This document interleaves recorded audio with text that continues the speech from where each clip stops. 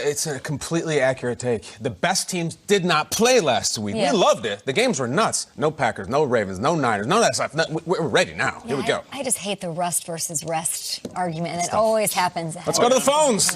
Yeah, Will Silva's out in the newsroom. Let's go to him in Culver City. Take it away. Thank you very much, Kay. And by the way, you haven't called a throwdown round either. You normally do at this time of year. I know. Patent pending? Held back. I'm bringing it back. Okay. Okay, Thanks for good. reminding me. Just want to make sure. Yes, thank you. All right, just wanted to make sure you were on it. Patriots quarterback Tom Brady was dealing with more than just an elbow injury during the latter part of this season. NFL Network's Mike Giardi reporting Brady was also dealing with a foot injury, and according to Mike, he suffered it at some point in December. Now, Brady playing through the injuries, but the question now remains, will he be playing with New England next season? Well, owner Robert Kraft telling Peter King his hope and prayer is Brady plays for the Patriots or retires. Kraft believes TB12 has the freedom to decide what he wants to do. Veteran safety Malcolm Jenkins believes he should be getting paid more. Jenkins wants a new contract and says he won't be back on the same deal. Jenkins adding he won't beg for one either, calling himself a prideful person. Jenkins will have a base salary of $7.6 million in 2020. The Vikings with a big upset win over the Saints in the wild card matchup on Sunday. Next up is a trip to San Francisco to take on the 49ers on Saturday. It's a short week, which can present some issues, but head coach Mike Zimmer says they've been through it before. It is. I'm not saying it's not. It's similar to playing a Monday night game, and then you got to get ready for a Sunday game. Obviously, we're going out to the West Coast, so that'll be a little bit different. But hey, it's playoff time. It's big boy football now.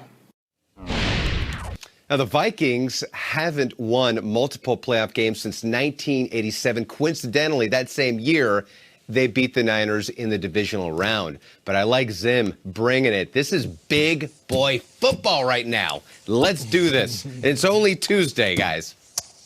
That's right, baby. Yep, Zimmer looking to improve to 3-2 in the playoffs in his career. Thank you so much, Selva. The throwdown round is this week, and the matchups are, of course, set. Let's break it down with a round of Believe It or Not. Yeah, here's the schedule. Let's talk about that second game you're seeing, the one that's Saturday at 8:15 in the AFC, Titans at Ravens. We saw what Derrick Henry did to the Patriots defense. Believe it or not, the Titans enter this week with a better rushing attack than the Ravens? Yes, they do. The Titans have the best rushing attack left in the playoffs. Now, if I knew what was going on with Mark Ingram, I would answer that differently. Okay. Because if you take Lamar Jackson, you handcuff him to Mark Ingram, that running attack is better than any other team in the business.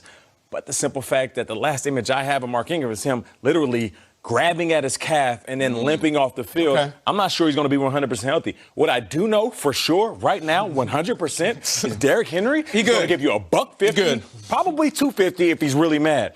Derrick Henry is better than any other back, so I'll say yes. Derrick Henry had a great week last week. He was fantastic in Week 17, and he led the league in rushing. You can make no qualms about it, saying this guy might be the best running back in football. But let's not be prisoners of the moment. Let's talk about historic teams rushing the ball. Okay. Baltimore Ravens have the most rushing yards ever by a team in the history of football. Like, that is the stat I'm giving you. And there it is. Wow. The 78 Patriots. That was more than 40 years ago. And it's not just Mark Ingram or Lamar Jackson. It's Gus Edwards. Then they use the fullback Ricard. And, of course, you get Justice Hill. And they have 3 tight ends blocking. It's not just who's the best running back in football. It's what's the best rushing attack is the question. And these guys right here, it would be unfair for me to go anywhere else than a team that was historically good through 17 weeks this season. Ingram, 100%, 80%, 60%. I'm still going with it because they got 3 tight ends, a fullback, and maybe the best offensive line in football. Peter, they broke a rushing record that stood for 40 years. 40 years! Spectacular. And yesterday, I compared Derrick Henry to the hottest player in the NCAA tournament. Maybe your team is better, but if he hangs 40 on you, still win. I look at some of those big men, like whether it be Shaq at LSU or Big Country Reeves or Eric Oden. Yeah, Greg Oden, Kevin Pittsnoggle. Most of those guys certainly they have in common. They didn't win the title. They ran into better teams, and they got dominated. Shaq lost to a Bobby Knight Indiana team in the tournament. I still think it's Baltimore. I think Tennessee's the hottest just because they've been playing. But Lamar alone, I think, is about to do some absolute sorcery out there. I'll go with Baltimore. They give you more to worry about. What's your counter to that? The Ravens give you more to worry about. Mark Ingram. I'm telling you, Mark Ingram is the biggest X factor. You've seen what happened with the Saints, right? Oh, Just saying, that says a lot about what Mark Ingram means to any offense he's on. Moving it along here, the number 6 seed Vikings got a huge overtime win against the Saints in the wild card round. Believe it or not, Kirk Cousins will face a bigger challenge this postseason than he did in the Superdome. I'm going to say I don't believe it. I know this is crazy because the 49ers have this amazing defense. Crazy, Shrek. And all saying to go into the Superdome. Talk about. When you've got this thing hovering over you, you can't win the big one, and this giant monkey on your shoulder saying, you just can't do it, you can't do it, and the national media thinking you've got no shot. To win that is so historic for Kirk Cousins' career, and I know it's just a wild card round, but that's off. The monkey's off the back. Like, okay, now you can go to San Francisco. Like, that's done. You slayed the dragon. Now just play loose and free. Now you go in there, and it's not about you. It's about the team, and let's see how we match up. I think Kirk Cousins going into the Superdome was as big a win as he'll have through the rest of the NFC playoffs, just to get that big game victory so that can carry him from here on forward. No disrespect to the 49ers, their defense, or their crowd. It was for Cousins to finally get the big win. I don't think there's any bigger dragon he has to slay. Due respect, I think I'm good on the Superdome for a while. I think we've talked about that for a little bit. I think the bloom is off that rose a little bit. I think the Saints went and did not play very well. The answer is the bigger challenge is coming. They're playing another team who went to the Superdome and won in San Francisco, who is rested and young and has a pro wrestling mentality and will be ready. I think San Francisco does not have the Hall of Famers that New Orleans does. They're just a top-to-bottom incredible team. New Orleans let me down. I picked them in that game like we all did, but I think San Francisco is ready. It's one thing to walk into a bar with confidence by yourself, but to walk in with your boys and you all look good, you all feel good, you all got the Y'all same had a few goal. drinks. You feel me? Everybody gonna win. That's how he's walking into San Francisco. Think about it. He beat Drew Brees, one of the most prolific passers of all times. He beat the Dome.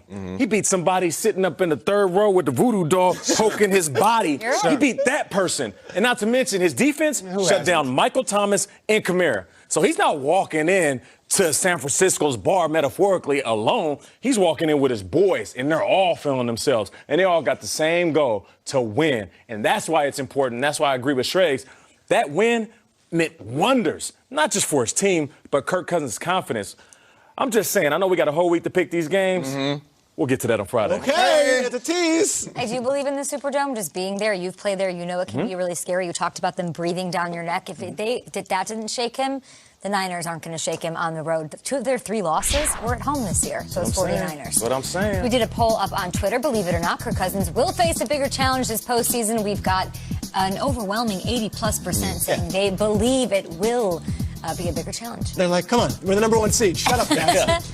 Morgan Morning Football on the way. The season is over for Head coaches, of course, but also we got some coaches who are new to the playoffs. Okay. Matty LaFleur right there. He's never been. He's had a bye week to think about it. Some of these guys have never tasted those playoff waters. We're going to play a little game of Heads Up Coach where we pick up masks on sticks. Nate closes his eyes. It gets really theatrical. Shanman, welcome to the postseason.